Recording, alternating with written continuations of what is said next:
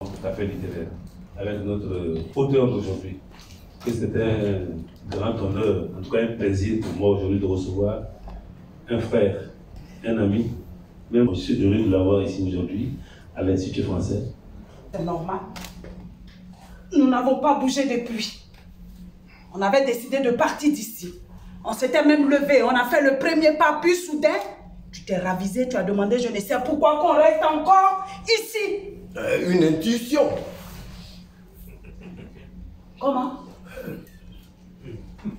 Quelque chose me dit que c'est ici que les choses vont se passer. Ou qu'elles ne se passeront pas, mais que nous devons être là, être présents. Tu comprends? Donc il faut comprendre qu'il s'agit de deux personnages, c'est-à-dire principaux, Vladimir et de Estragon. Deux personnages, deux voyous qui se retrouvent un jour dans une rue et ils attendent Godot. On ne sait pas comment ils attendent Godot, où ils attendent Godot, ni l'heure, mais ils attendent Godot. Pour eux, Godot est ce personnage-là, ce sauveur, sinon ce être suprême au-dessus d'eux qui doit venir leur apporter des solutions à leurs différents problèmes. Mais il faut comprendre que c'est un livre absurde, qui traîne dans l'absurde. Donc, il y a beaucoup de sujets qui sont abordés, mais qui ne sont pas achevés.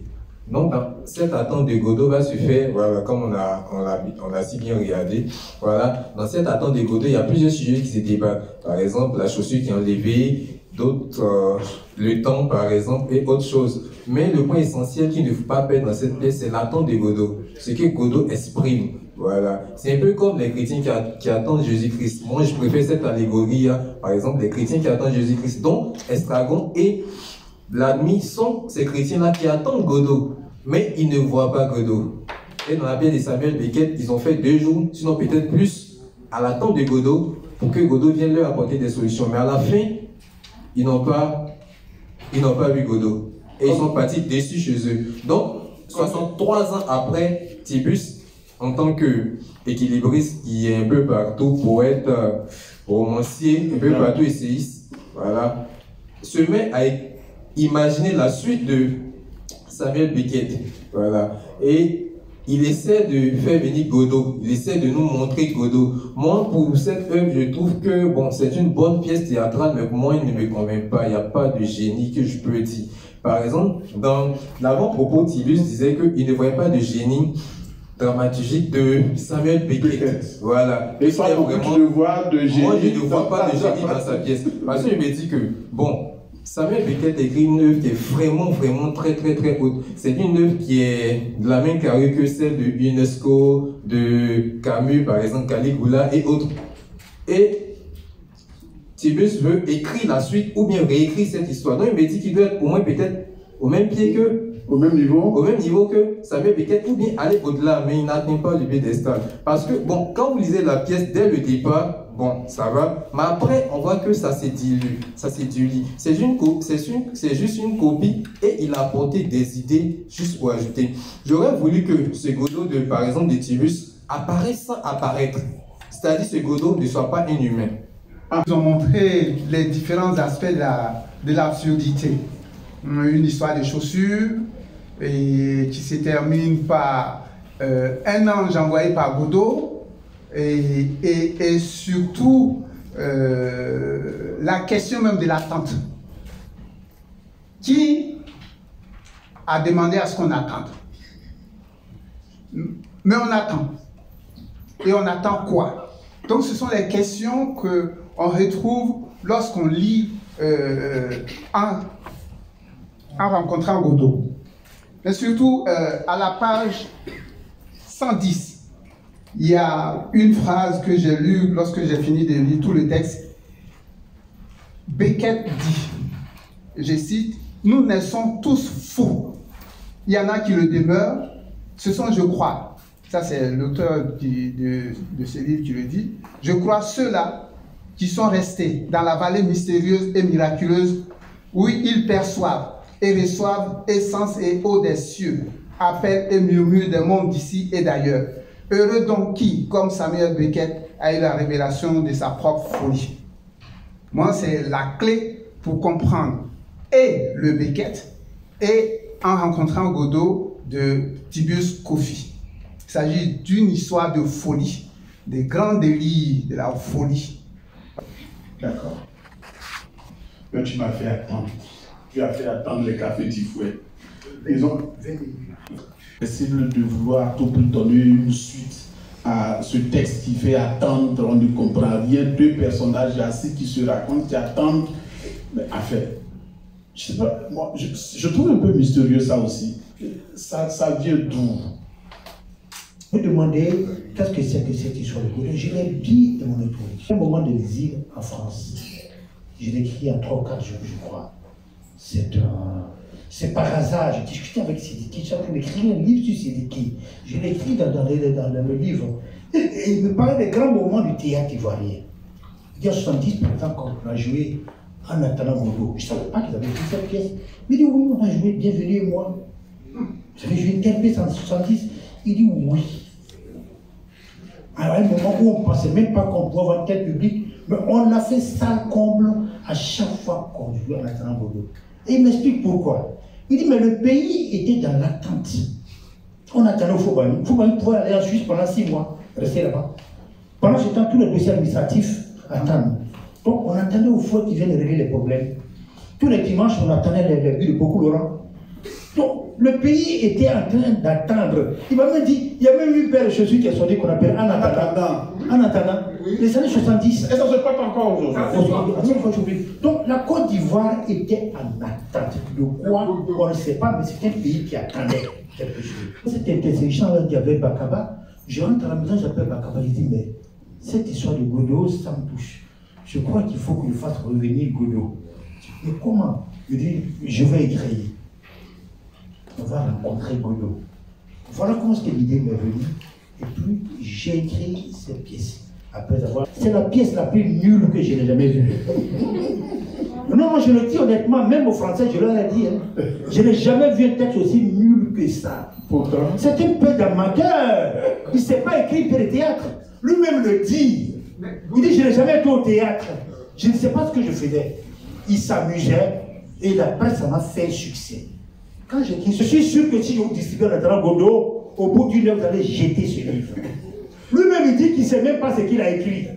Il dit qu'il ne sait même pas qui est Godot, il ne sait pas qui est Vladimir, il ne connaît pas le théâtre, il dit qu'il n'a jamais été au théâtre. C'est juste une copie, je ne suis pas une copie de Beckett. Beckett attend Godot. Moi, je rencontre Godot. C'est la différence. La différence, c'est que Beckett et moi étaient clairs. Beckett nous fait attendre Godot, moi je fais raconter Godot. Comment chacun peut orienter son récit ou sa création dans la direction qu'il lui plaît. Il n'est pas obligé d'aller dans la direction de l'autre.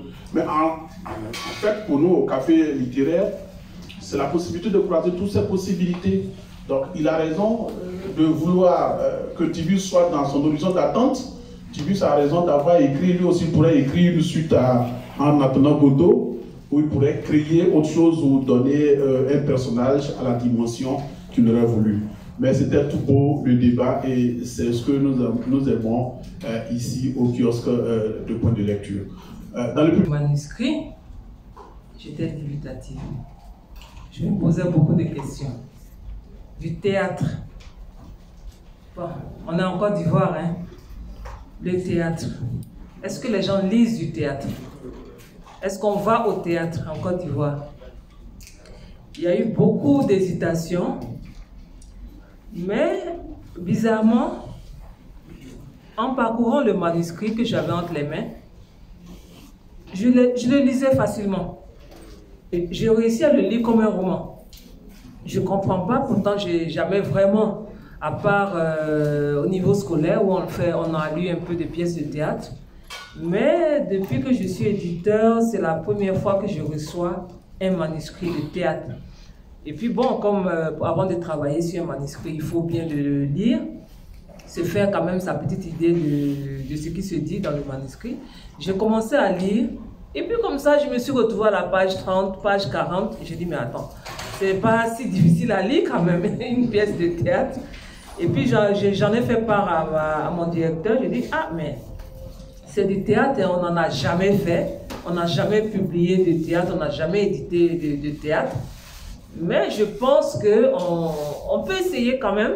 Et bon, surtout que c'est M. Tiburce Kofi je pense quand même... Le nom a influencé. Le nom quand même, oui, le nom, et puis bon, le nom peut-être, mais la facilité avec laquelle j'ai pu quand même lire son manuscrit, mon patron m'a dit, bon, puisque tu le dis, bon, pourquoi pas.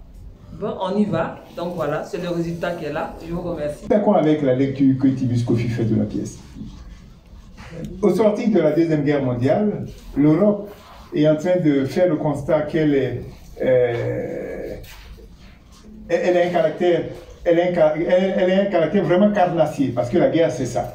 Et il y a une remise en cause de beaucoup de choses. Alors Beckett qui quitte son Irlande, qui vient, enfin après plusieurs séjours un peu partout, qui s'établit, lui qui écrit sa première pièce de théâtre. Effectivement, ça coince avec... C'est pas le texte au départ, même avant Anatole Godot, on fait l'objet de rejet. Il écrit cette pièce de théâtre, effectivement, qui est une pièce de théâtre difficile. Difficile parce que le fondement d'une pièce de théâtre, c'est mettre en situation une histoire qui a un début et une fin. Or là, la matrice fonctionnelle de Anatole Godot, c'est la réplique cyclique du même. Donc c'est comme si la pièce tournait sur elle-même. Alors, effectivement, les gens étaient embêtés, mais comme il y avait de nouvelles perspectives au plan de la littérature dans tous les domaines, on a dit non, mais cette pièce-là n'est pas si nulle que ça, il fallait maintenant trouver les éléments de justification. Le premier élément, c'est dire, effectivement, c'est une pièce de l'absurde. Mais l'absurde en tant que tel peut être une philosophie esthétique. C'est comme ça qu'on a commencé par justifier la pièce et donc par la douter. Et après, bon, il y a eu tout le discours qui a permis à Beckett d'être consacré. Mais effectivement... Il y a plein de critiques concernant la politique ivoirienne. On parle quelque part de solutions illusoires. Qui a dit qu'il était la solution? C'est comme ça qu'il faut lire ce texte. Il est très ivoirien.